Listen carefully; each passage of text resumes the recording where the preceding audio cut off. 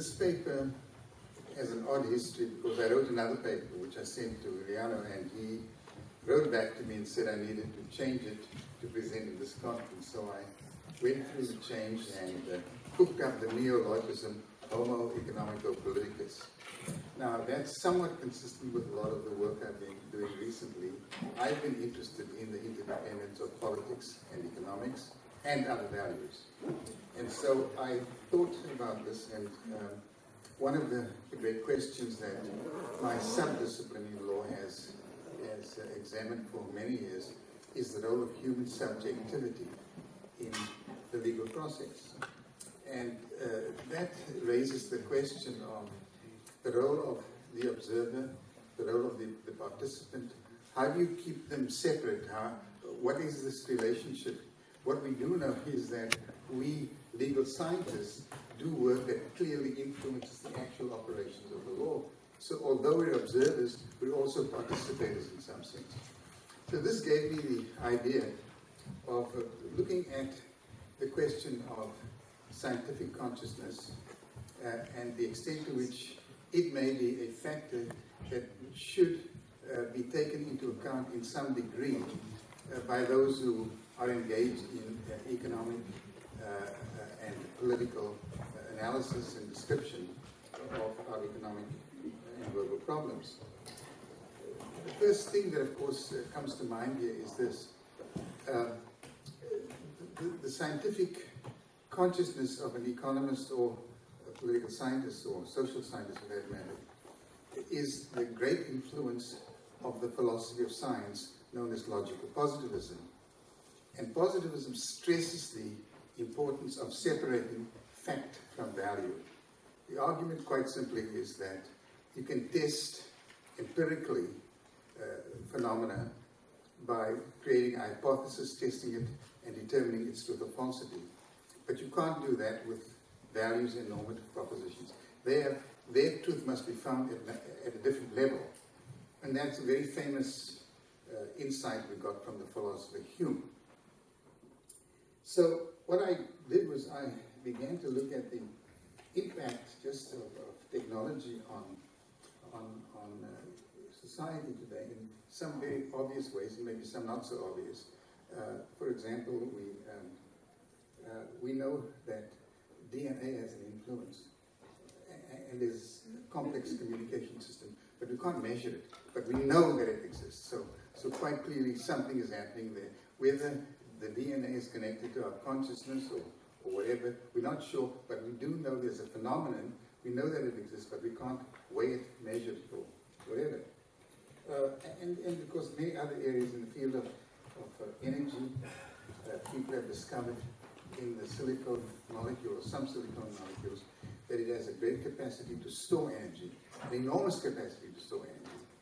And if you can use this molecule to store solar energy, you literally make obsolete the fuel system that we now have. We have unlimited supply of energy. Of course, this will radically change the financial dynamics of the way in which this industry is structured today.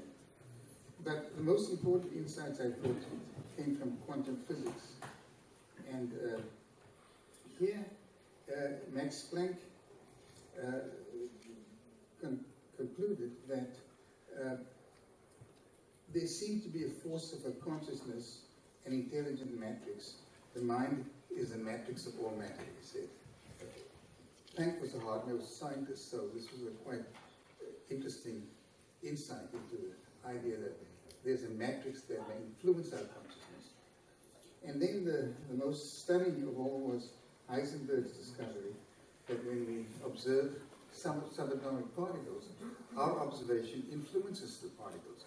The particles literally change from particles to wavelengths. And then the question is, why does this happen? Or what is the impact of observation? Many physicists are saying these and other insights show that we live in a participatory universe. So then the obvious question is, if we influence subatomic particles, are there other aspects of influence that the human mind can generate?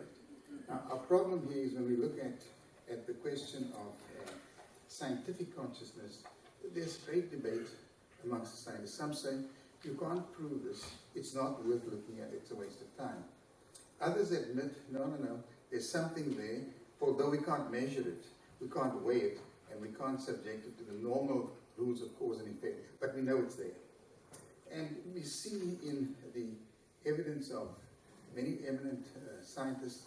Einstein seems to have had influence from dreams. Ramanathan, the great mathematician, said he got all his mathematical equations from a Hindu goddess.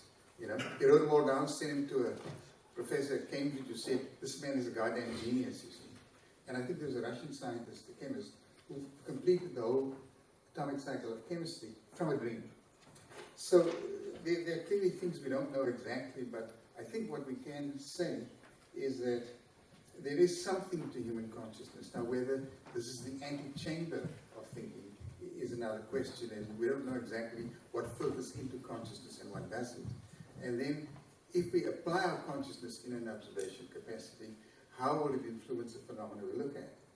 And so it was those issues that I was interested and concerned about, and in particular, these issues really raise the importance of human subjectivity in the way in which we make choices. Choices about scholarship, choices about policy, choices about morality, and so on. And so in the paper, I tried to develop a pseudo-scientific map of what you might call positive sentiment and what you might call negative sentiment. Now, the idea here is quite simple. You can't have genocide without negative sentiment. Genocide is preceded by hate.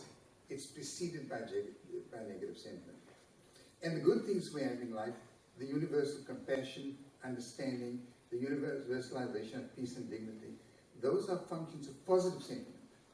But we don't really have a map to work this through. I tried to do this in the paper. I don't know whether I got it right, because I couldn't find anything in the literature, so I dreamt it up, so to speak. But there was a way of guiding consciousness and to recognize the challenge that a more enlightened and aware sense of human consciousness can have for some of the important questions that relate to politics and economics. And so I then shifted the focus to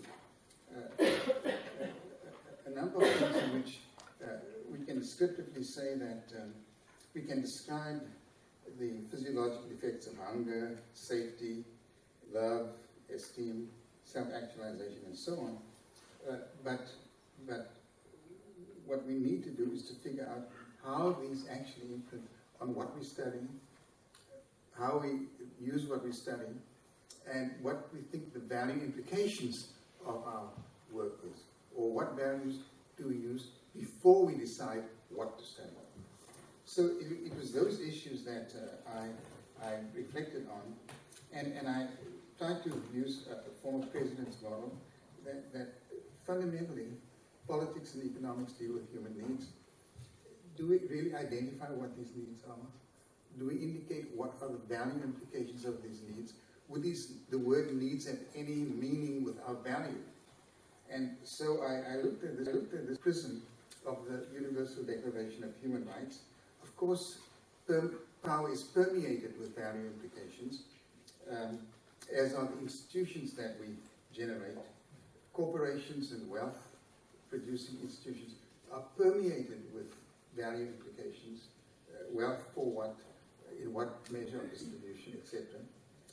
And I went through health, labor, family, social class, religion, and aesthetics to lay out the idea that when we look hard enough, our needs are reflected in values, and our values are reflected in existing institutions, although our real problem is how good or bad are the institutions, how effective are they in actually in actualizing a process of delivering those human needs. And with the presenting then of the values in terms of needs behind the Universal Declaration, the International Bill of Rights, I then looked at the UN Charter And again, no matter how much we scream and yell, the bottom line is that the UN Charter was a product of a humongous human tragedy. And from this human tragedy, we evolved a sense of fundamental values. Some of these are challenged today, I think, unfortunately, but they are profound guides to scientific inquiry, to economic inquiry, to political inquiry, medical inquiry, and so on. And so the paper summarizes the major elements of the International Bill of Rights and the values that are important to the conduct of scientific inquiry. And finally, I looked at the question of the defense of public order in terms of peace and security, and the models that we can develop from these to make our discourse more scientific and more responsive to human needs and values. And then I shifted the framework to the responsibility for guide to scientific consciousness, the value of life, the status of power and security, the status and value of economic and wealth matters, the status of respect and equalitarian values, the status and value of education and enlightenment, skill and labor, health, family, moral experience, aesthetic experience. So the values are no mystery, but we do have this philosophy which says, well, these have nothing to do with science, nothing to do with inquiry. They only contaminate and confuse the truth that we generate in this field. I now quickly jump to the problem of climate change, because I've followed this not so much internationally, but in the United States. And there, of course, is a lobby with the right wing of the Senate, and some of these chaps, in my opinion, are lunatics.